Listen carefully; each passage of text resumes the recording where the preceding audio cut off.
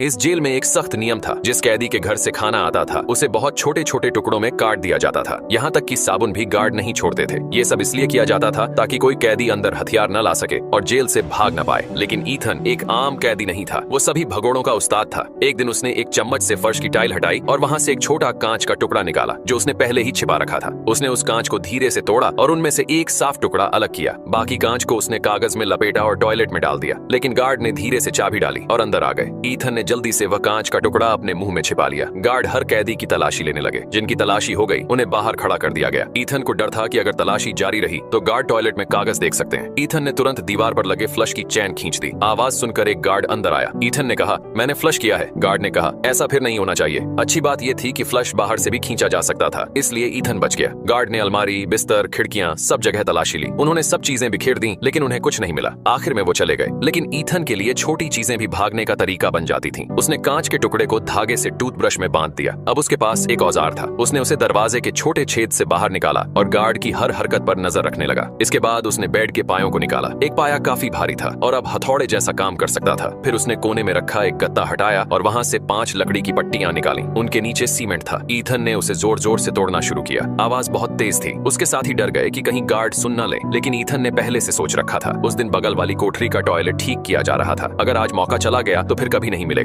जैसा ईथन ने सोचा था वैसा ही हुआ। मरम्मत की आवाज में खुदाई की आवाज छिप गई। थोड़ी देर में फर्श में दरारें आ गईं। अब बाकी कैदी भी खुश हो गए और उसकी मदद करने लगे। 5 कैदियों ने मिलकर गड्ढा बड़ा कर दिया। फिर ईथन ने एक कागज जलाया और उसे गड्ढे में डाला। आग की लौ हिलने लगी, मतलब वहाँ हवा चल रही थी। लेकिन ये रास्ता कहाँ जाता है किसी को नहीं पता था। उन्होंने मिट्टी और टूटे हुए सीमेंट को फिर से गड्ढे में भर दिया ताकि कोई देख न पाए। जब भी उन्हें मौका मिलता वे खुदाई करने लगते। रोज रोज मेहनत करते रहे और आखिर में कई दिनों की मेहनत के बाद उन्हें जेल से बाहर जाने का एक रास्ता मिल गया। ये रास्ता सीधा बाहर सड़क पर जाता था।